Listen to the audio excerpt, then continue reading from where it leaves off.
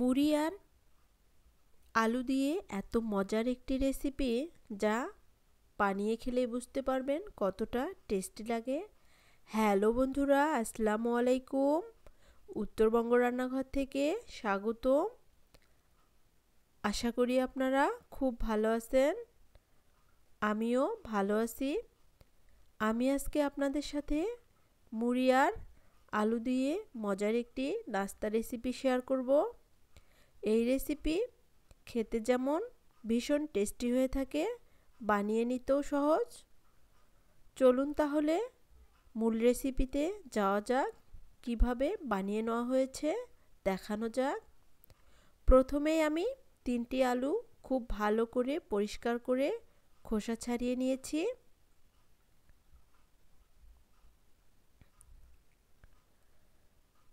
এখন আমি এই আলুগুলোকে একটি গ্রেটারের সাহায্যে গ্রেট করে নিব।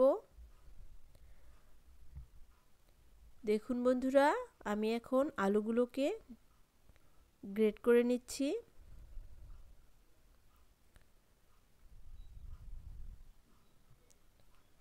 সবগুলো আলু আমি এভাবে গ্রেট করে নিব। দেখুন বন্ধুরা, গ্রেট করা হয়ে গিয়েছে। এখন আমি 1 কাপ পরিমাণ মুড়ি নিয়েছি। এখন এই মুড়িগুলোকে খুব ভালো করে ধুয়ে নিব। আমি এখানে পানি দিয়ে দিচ্ছি।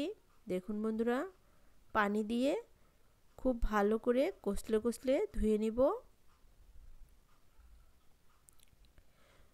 মুড়িগুলো ধুয়ে নেওয়া হয়ে গিয়েছে। এখন আমি যে আলুগুলো গ্রেট করে রেখেছিলাম ওই আলুগুলো দিয়ে দিচ্ছি। এখন দিয়ে দিচ্ছি বেসন। এখানে 3 টেবিল চামচ বেসন দিয়ে দিচ্ছি। 4 থেকে 5 টেবিল চামচ সুজি দিয়ে দিচ্ছি। এখন দিয়ে দিচ্ছি পেঁয়াজ কুচি।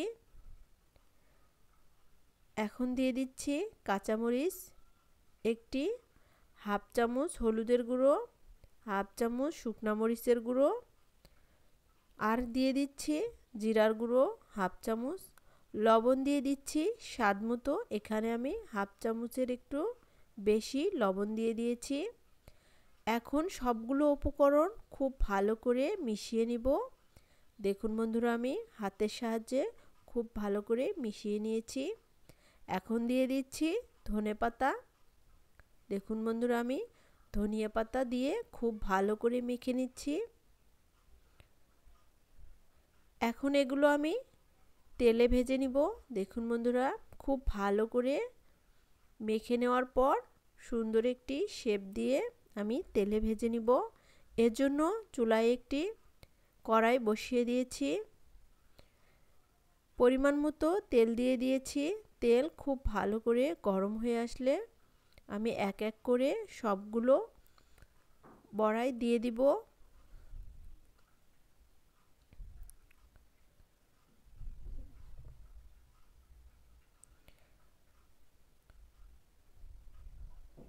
সবগুলো বড়াই দিয়ে দেওয়া হয়ে গিয়েছে। দেখুন বন্ধুরা,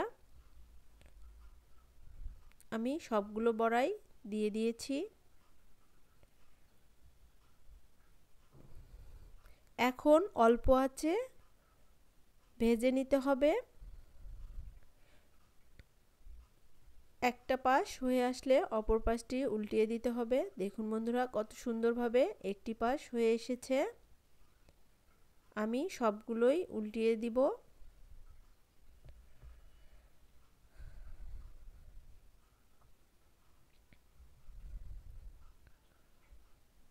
এভাবে 6 থেকে 7 মিনিটের মতো ভেজে নিলেই হয়ে যাবে। যখন সুন্দর একটি কালার চলে আসবে তখন তুলে নিব। এখন আমি বড়াগুলো তুলে নিচ্ছি।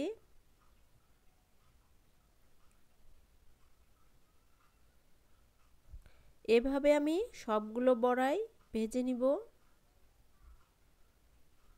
আমার তুলে নেওয়া হয়ে গিয়েছে। এখন আমি একটি প্লেটে রেখে দিয়েছি। এটি গরম গরম খেতে খুবই টেস্টি হয়ে থাকে। বানিয়ে খেলেই বুঝতে পারবেন কতটা টেস্টি হয়। অবশ্যই একবার হলেও এভাবে বানিয়ে খাওয়ার অনুরোধ রইল। বানিয়ে খাওয়ার পর অবশ্যই কমেন্ট করবেন যে কেমন লেগেছে। এরকম নতুন নতুন ভিডিও পেতে অবশ্যই চ্যানেলটি সাবস্ক্রাইব করে রাখবেন। আর ভিডিওটি যদি ভালো লাগে তাহলে একটি লাইক, কমেন্ট আর শেয়ার করবেন বন্ধুদের সাথে। সকলের সুস্থতা কামনা করে আমি আমার ভিডিওটি এখানেই শেষ করব। আল্লাহ হাফেজ। ধন্যবাদ সকলকে।